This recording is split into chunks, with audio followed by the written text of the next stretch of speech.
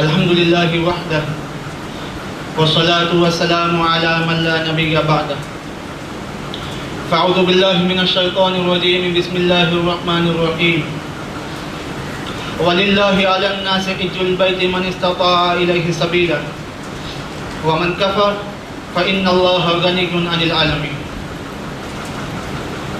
معزز حاضرین کرام،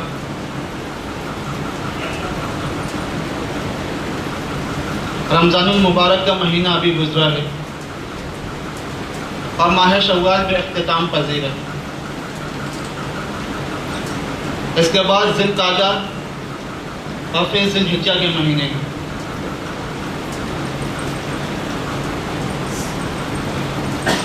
رمضان المبارک سے لے کر ذی الحجہ تک 4 مہینے ہیں جن کو اللہ تبارک و تعالیٰ نے کچھ عبادتوں کے لیے مخصوص کر دیا۔ رمضان المبارک روزہ اور تراویح کے لیے مخصوص ہے۔ اسی طرح شوال، ذی القعدہ اور ذی الحجہ یہ تینوں مہینے اشہر حج کہلاتے ہیں جو قربانی اور حج کے لیے مخصوص ہیں۔ یعنی قربانی اور حج ایسی عبادتیں ہیں جو ان مہینوں کے علاوہ دیگر ایام میں انجام نہیں دی جا سکتی۔ گویا عبادات کا ایک سلسلہ ہے جو رمضان المبارک سے شروع ہوتا ہے اور ذی الحجہ تک چلتا ہے۔ اس لیے اللہ تبارک و تعالیٰ کی جانب سے ان مہینوں کو خاص تقدس اور عظمت حاصل ہے۔ رمضان المبارک تمام مہینوں میں سب سے افضل اور سب سے بابرکت مہینہ ہے۔ اسی طرح شوال کے متعلق حضور پاک صلی اللہ علیہ وسلم کا ارشاد ہے کہ جس شخص نے رمضان المبارک کے روزوں کے ساتھ شوال کے 6 روزے رکھے تو اللہ تعالیٰ پورا سال روزے کی حالت میں گزارنے کا ثواب اسے دیں گے، کیونکہ اللہ تعالیٰ ہر نیکی کا بدلہ 10 گنا دیتے ہیں۔ لہذا جس شخص نے رمضان المبارک کے 30 روزے رکھے اور 30 کا 10 گنا 300 ہوتا ہے، اور پھر شوال کے مہینے میں 6 روزے رکھے اور 6 کا 10 گنا 60 ہوتا ہے، تو گویا اس نے 360 دن یعنی پورا سال روزے کی حالت میں گزارا۔ اس لیے اللہ تبارک و تعالیٰ اسے رمضان المبارک کے مہینے میں روزہ رکھنے کے ساتھ جو شخص شوال کے مہینے میں 6 روزے رکھتا ہے، اللہ تعالیٰ اسے پورا سال روزہ رکھنے کا ثواب ادا فرماتے ہیں۔ اسی طرح ذی القعدہ کا مہینہ بھی بہت سی خصوصیات کا حامل ہے۔ حضور پاک صلی اللہ علیہ وسلم نے اپنی زندگی میں حج کے علاوہ 4 عمرے ادا کیے، اور آپ کو یہ سن کر کے حیرت ہوگی کہ آپ نے وہ 4 عمرے اسی ماہ ذی القعدہ میں ادا کی۔ اس لحاظ سے بھی یہ مہینہ تقدس اور عظمت کا حامل ہے۔ اور ذی الحجہ کی فضیلت کے لیے یہ بات کافی ہے کہ ذی الحجہ ہی وہ مہینہ ہے جس کے اندر حج اور قربانی جیسے عظیم الشان عبادتیں انجام دی جاتی ہیں۔ حج اسلام کی عظیم الشان عبادتوں میں سے ایک عبادت ہے۔ اسلام کی بنیاد 5 چیزوں پر ہے: توحید، نماز، روزہ، حج اور زکوٰۃ۔ اور اللہ تعالیٰ نے اپنی بندوں کے لیے عبادتوں کے جو طریقے مقرر فرمائے ہیں ان میں سے ہر ایک نرالی شان رکھتا ہے۔ نماز کی اپنی ایک شان ہے، روزے کی اپنی ایک شان ہے، زکوٰۃ کی اپنی ایک شان ہے اور حج کی اپنی ایک شان ہے۔ راجح قول کے مطابق حج کی فرضیت کا حکم سن 9 ہجری میں نازل ہوا، اور اس کے اگلے ہی سال حضور پاک صلی اللہ علیہ وسلم نے اپنی وفات سے 3 مہینہ پہلے صحابہ کرام کے جمع غفیر کے ساتھ حج ادا فرمایا، جو تاریخ میں حجۃ الوداع کے نام سے مشہور ہے۔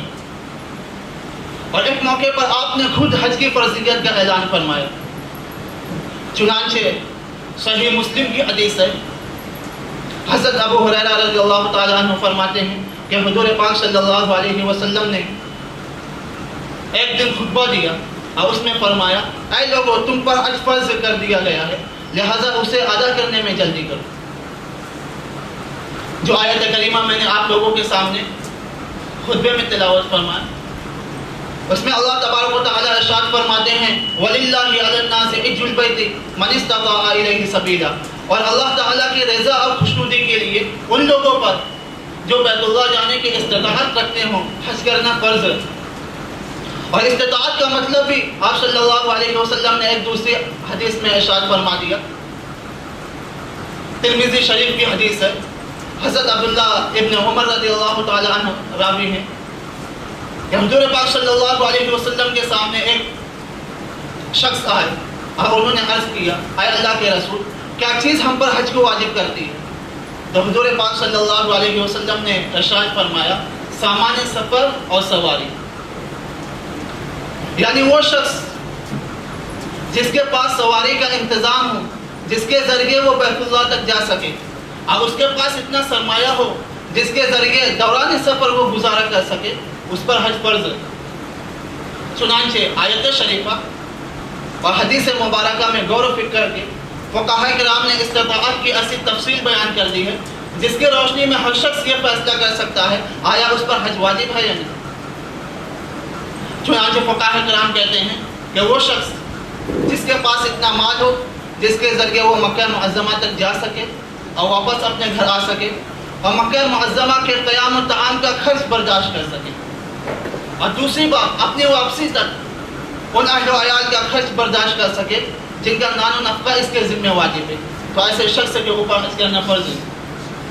اور چونکہ عورت کے لیے شرعاً بغیر محرم کے سفر جائز نہیں، اس لیے عورت اس وقت حج پر قادر سمجھی جائے گی جب اس کے ساتھ کوئی محرم حج کرنے والا ہو۔ سامعین کرام، حج کے متعلق ہمارے معاشرے میں دو طرح کے لوگ پائے جاتے ہیں۔ ایک وہ ہیں جن کے اوپر حج واجب ہے، یعنی جن کے پاس اتنا مال ہے جس کے ذریعے وہ مکہ معظمہ تک جا سکتے ہیں، تو ایسے لوگ حج کرنے میں جلدی کریں، اس لیے کہ حضور پاک صلی اللہ علیہ وسلم کا ارشاد ہے، ترمذی شریف کی روایت ہے، نبی کریم صلی اللہ علیہ وسلم نے ارشاد فرمایا، جو شخص حج کا ارادہ کرے اسے چاہیے کہ اسے ادا کرنے میں جلدی کرے۔ اسی بنا پر امام احمد، امام مالک اور امام ابو حنیفہ، ان تینوں ائمہ کرام کا مذہب یہ ہے کہ آدمی جیسے ہی اپنے مال کا واجب ہوتا ہے جس کے ذریعے وہ بیت اللہ تک جا سکے اور واپس اپنے گھر آ سکے، اس پر فوراً حج واجب ہو جاتا ہے، اس میں تاخیر کرنے کی گنجائش نہیں، اور اگر تاخیر کرتا ہے تو وہ گنہگار ہو۔ بعض لوگوں کے ذہن میں یہ بات ہوتی ہے کہ حج تو بعد میں ادا کریں گے، پہلے نماز روزے کے پابند ہو جائیں، اور انہیں یہ بات سمجھائی جائے کہ جب تم حج کے لیے جاؤ گے تو ایک طرح سے تمہاری تربیت ہوگی، 40 سے 50 دن تک حرم پاک اور مسجد نبوی کے پاکیزہ اور نورانی ماحول میں رہو گے، اس کا اثر تمہاری طبیعت کے اوپر ہوگا، جس کی وجہ سے تم بھی عبادتوں کے پابند بن جاؤ گے۔ لیکن پھر بھی وہ لوگ نہیں مانتے، اس کا مطلب صاف ظاہر ہے کہ وہ لوگ حج کرنا ہی نہیں چاہتے۔ حالانکہ حج کا فرض ہونا نماز روزے کی پابندی پہ موقوف نہیں، بلکہ اگر آدمی کے پاس اتنا مال ہے جس کے ذریعے وہ بیت اللہ جا کر واپس آ سکتا ہے تو اس پر حج فرض ہے، چاہے وہ نماز روزے کا پابند ہو یا نہ ہو۔ بعض لوگوں کا خیال یہ ہوتا ہے کہ پہلے والدین کو حج کرا دیں گے، اور وہ لوگ یہ خیال کرتے ہیں کہ جب تک والدین کو حج نہیں کرا دیں اس وقت تک ہمارا حج درست نہیں ہوگا۔ حالانکہ یہ محض جہالت کی بات ہے، ہر انسان پر اس کا فریضہ الگ ہوتا ہے۔ والدین کے ذمے نماز الگ فرض ہے، بیٹے کے ذمے نماز الگ فرض ہے۔ اگر والدین نے نماز ادا نہیں کی تو بیٹے سے نماز ثابت نہیں ہوگی، والدین سے ان کی نماز کے متعلق الگ پوچھ ہوگی اور بیٹے سے اس کی نماز کے متعلق الگ پوچھ ہوگی۔ یہی معاملہ حج کے ساتھ ہے، اگر والدین پہ حج فرض نہیں ہے تو کوئی حرج نہیں، اگر وہ حج کے لیے نہ گئے تو کوئی بات نہیں، لیکن اگر آپ کے پاس اتنا مال ہے جس کے ذریعے آپ بیت اللہ جا کر واپس آ سکتے ہو تو آپ پر حج فرض ہے۔ اسی طرح بعض لوگوں کے ذہنوں میں یہ بات ہوتی ہے کہ ایک حج ہی ادا کرنے کے لیے رہ گیا ہے اور دوسرے فرائض بھی تو ہیں، رشتہ داروں کے حقوق ہیں، گھر والوں کا نان و نفقہ ہے، بچوں کی تعلیم و تربیت ہے، اور نہ جانے کیا کیا بہانے تراشتے ہیں کہ پہلے یہ کر لیا جائے پھر بعد میں حج کر لیں گے۔ آخر اس میں جلدی کیا؟ حالانکہ حضور پاک صلی اللہ علیہ وسلم نے صاف ارشاد فرما دیا کہ جو شخص حج کا ارادہ رکھتا ہو اسے چاہیے کہ حج ادا کرنے میں جلدی کرے۔ اس لیے وہ لوگ جن کو اللہ تعالیٰ نے اتنے مال سے نوازا ہے، جس کے ذریعے وہ مکہ معظمہ تک جا سکتے ہیں اور واپس اپنے گھر آ سکتے ہیں، ان کے لیے ضروری ہے کہ حج ادا کرنے میں جلدی کریں۔ اور حج کے تعلق سے دوسری قسم ان لوگوں کی ہے جن کو اللہ تبارک و تعالیٰ نے حج ادا کرنے کی توفیق عطا فرما دی ہے، اور جب آدمی ایک مرتبہ حج کے لیے جاتا ہے تو اس کا دل چاہتا ہے کہ بار بار جائے،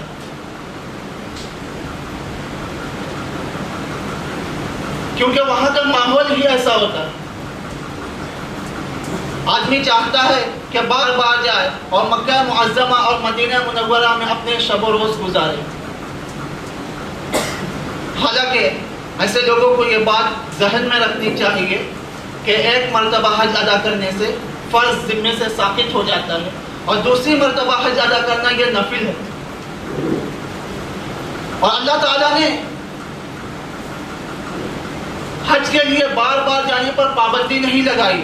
جب موقع ملے آدمی نفل حج کے لیے جا سکتا ہے، مگر اس میں اس بات کا لحاظ رکھنا ضروری ہے کہ نفلی عبادتوں کی وجہ سے کسی گناہ کا ارتکاب نہ ہو، اس لیے کہ گناہوں سے بچنا واجب ہے۔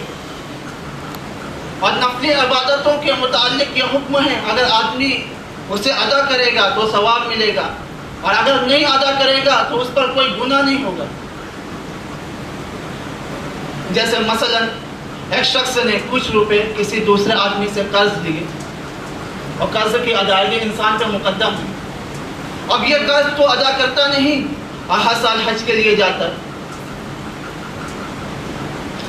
حالانکہ قرض کا ادا کرنا فرض ہے اور ہر سال حج کے لیے جانا نفل ہے۔ اب گویا یہ فرض عبادت سے ہٹ کر نفل کام میں مشغول ہے، اور شریعت کا یہ قاعدہ ہے کہ فرض عبادت سے ہٹ کر نفل کام میں مشغول ہونا ناجائز اور حرام۔ بعض لوگ ہر سال حج اور عمرے کے لیے جاتے ہیں، حالانکہ وہ لوگ جو اس کے ماتحت ہیں اور وہ لوگ جن کا نان و نفقہ اس کے ذمہ واجب ہے، ان کو زندگی کے گزر بسر میں تکلیف ہوتی ہے، یہ بھی ناجائز اور حرام ہے۔ اور ایسی صورت میں حج کے ثواب کا باعث بننے کی بجائے ایسا حج گناہ کا سبب بنے گا۔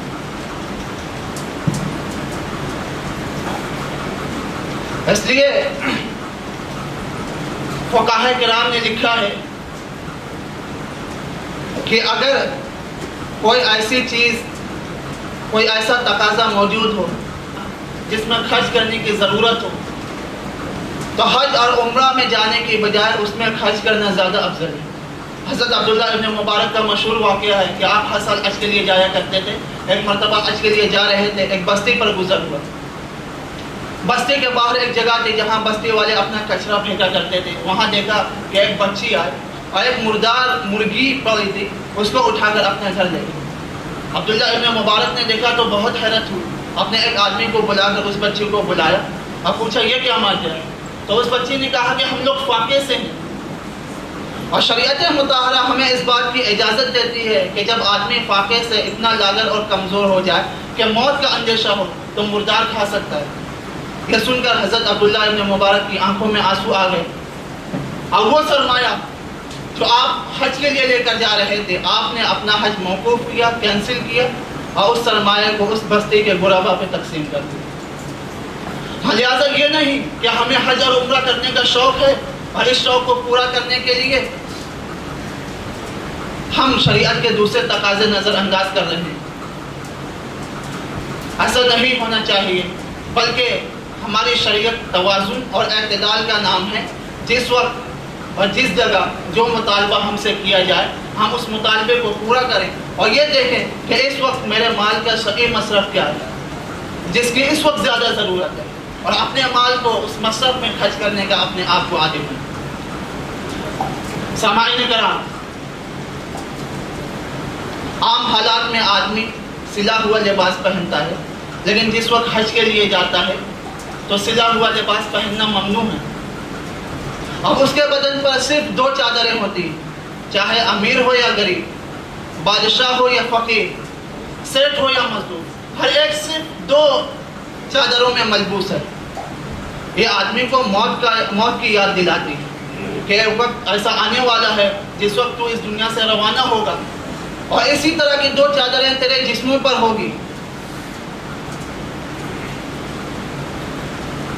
اور اسی طرح حج عاشقانہ شان کا مظہر ہے۔ آدمی جس سے محبت کرتا ہے، اس کا دل چاہتا ہے کہ اس کے پاس رہے، اسے گلے لگائے، اسے چومے۔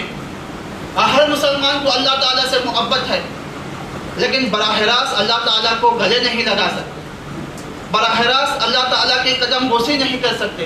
اس لیے اللہ تبارک و تعالیٰ نے ہمیں حج جیسا تحفہ عطا فرمایا کہ براہ راست تم یہ کام نہیں کر سکتے تو ایسا کرو، یہ میرا گھر ہے، اس کا چکر لگاؤ، اور میں نے حجر اسود کو اس میں رکھ دیا ہے، اس کو بوسا دو۔ تمہارا حجر اسود کو بوسا دینا، یہ مجھ سے تمہاری عقیدت کا اظہار ہوگا۔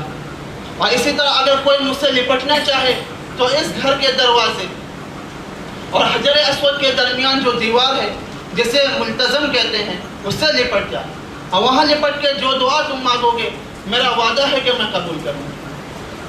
تو یہ حج ایسی عبادت ہے جس کے اندر اللہ تبارک و تعالیٰ نے عاشقانہ شان رکھی ہے، اور ایک مسلمان کے لیے اللہ تعالیٰ سے اپنی محبت اور اللہ تعالیٰ سے اپنے جذبات کے اظہار کا اس سے بہتر کوئی اور طریقہ نہیں ہو سکتا۔ یہیں پر میں اپنی بات کو ختم کرتا ہوں۔ اللہ تعالیٰ سے دعا ہے کہ ہمیں حج بیت اللہ کی توفیق عطا فرمائے، اور اسی طرح حج کے مقاصد کو اپنی زندگی میں لانے کی، لاگو کرنے کی توفیق عطا فرمائے۔ وآخر دعوانا ان الحمد للہ رب العالمین۔